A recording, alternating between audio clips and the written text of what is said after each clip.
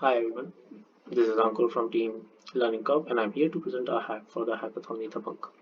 Our hack is called hurricane and so over the course of human history, hundreds of tropical cyclones have affected countries throughout the world, leading to billions of dollars of worth of damages along tens of thousands of deaths spotted out by all hurricane statistics. In fact, if you look at the statistics for 2018 and 19 alone, you'll find that hurricanes are responsible for over $136 billion of damages in total.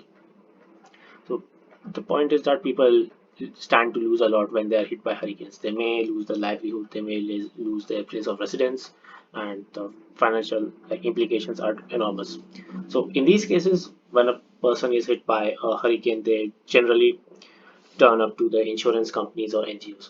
Now, the problem with these NGOs and insurance companies is that they tend to be heavily centralized, which means that a lot of times the payouts are not released immediately to the affected persons. There may be a significant delay due to all the verifications that need to be done by human actors. So what we've come up with is a decentralized insurance system that makes sure that every user gets paid instantly and when a cyclone strikes without needing centralized companies to verify premium payments and payout conditions.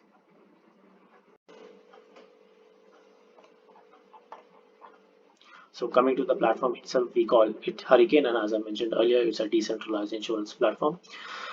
So, and this is our repo, github.com/ankudube521/hurricare. And these are a couple of screenshots of our platform. We'll go through them in much more detail when we see the demo. The user can come to our platform and register. After registration, the user provides his location, and based on his location, we give him a code of the premium that he would be expected to pay regularly. And so this is just a screenshot of the Superfluid dashboard after the user has set up a stream. So let's talk about how we handle the different flows of our decentralized insurance platform.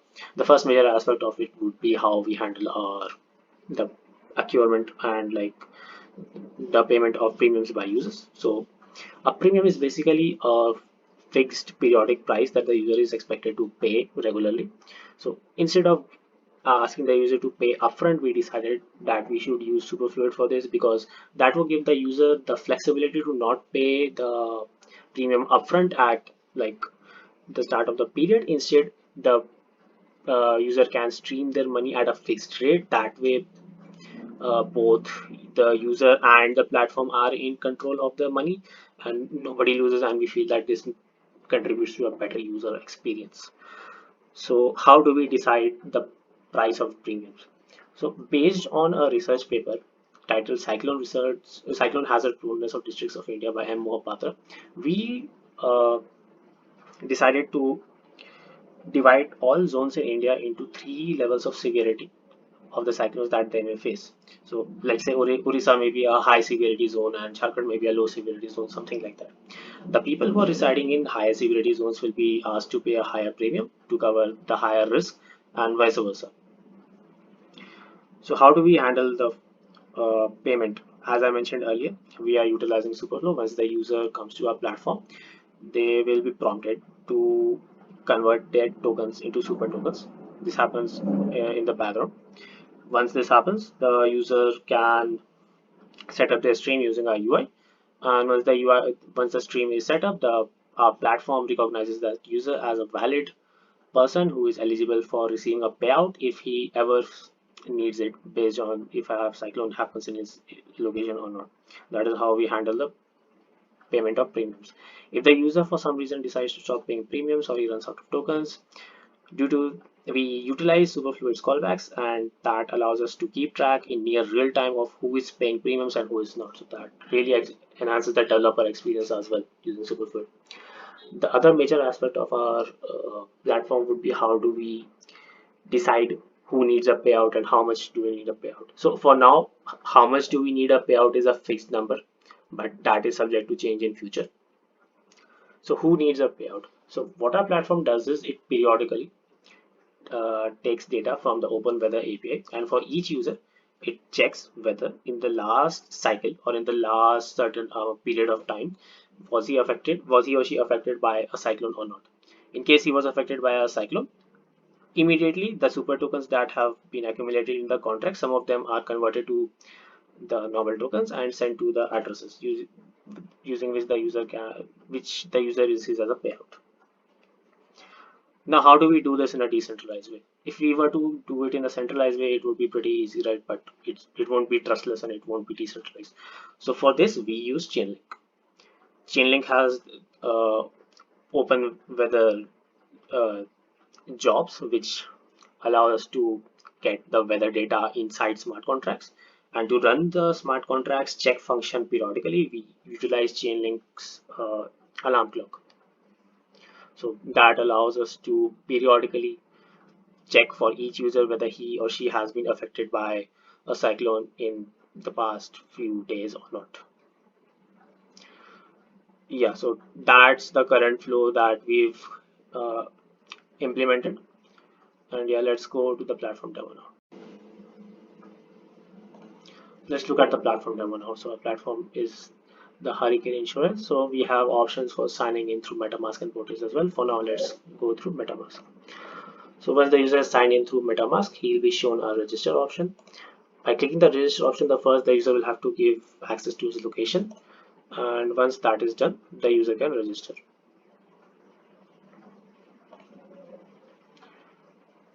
Yeah, so let's wait for the transaction to get confirmed. Transaction was confirmed, and now if I refresh and sign in through MetaMask, yeah. So now once the user has registered, he can apply for an insurance. The contract already has his information, and using that location, we determine the rate that he has to pay as a premium. So this is a dynamic uh, quantity. Right now it's specified in terms of die per second, but in the final product it would be something like a yearly price which the user would be easily able to understand. Once I click on start payments, this would prompt me another transaction which basically in the background sets up a superfluid uh, stream from the user's wallet to our contract. So yeah, looks like the transaction has been confirmed, and this should refresh any moment. In the meantime, I'll open the Superfluid Finance dashboard just to show that okay, the stream has been created.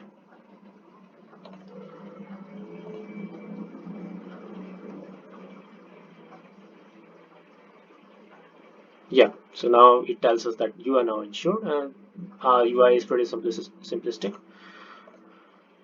I'll let this connect to MetaMask, and this will also take some time to load. In the meantime, if you want to set it up using Portage, you can also do that. So once I click on the Portage button, it does that, and yeah, then signs in basically. So I can show it to you again just in case. Right now it's not signed in. I click the Portage button, and it prompts me the sign in button. Yeah, earlier it was signed in. I did not expect it to ask me the password again. Yeah, sorry for that. Yeah, and we deployed the whole thing on Matic. Why Matic? Because Matic provides we need to like don't pay as much gas fee as on the Ethereum mainnet, and Matic is slightly faster. So yeah, we deployed on Matic.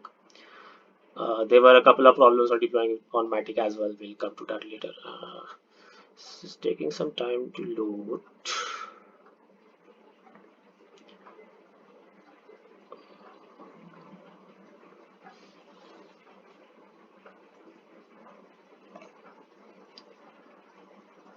Oh right, I need to connect it.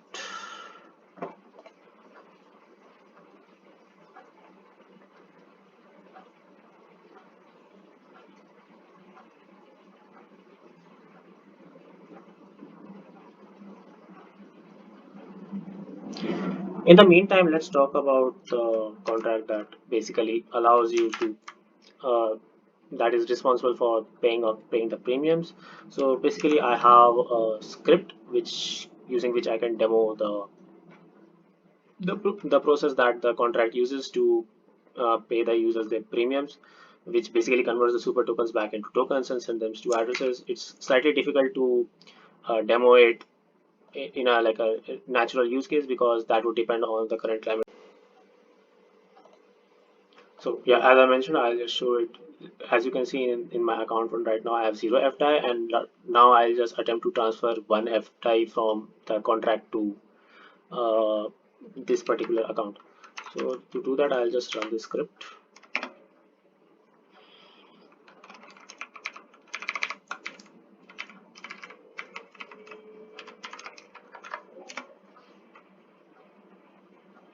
And what this is basically doing is it's going to the contract, it's looking at our super tokens and converting some of them to tokens and sending it to the address. So this takes a couple of moments to execute.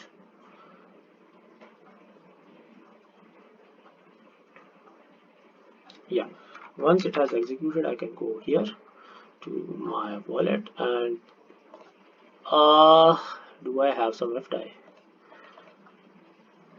Yeah, I have 1 into 10 to the power minus 18 FDI. So that is basically how the contract, if it would, so it should be invoked by the chain link alarm clock, but right now I just demoed it using manually because making the chain link alarm clock do something is not really feasible right now in the demo.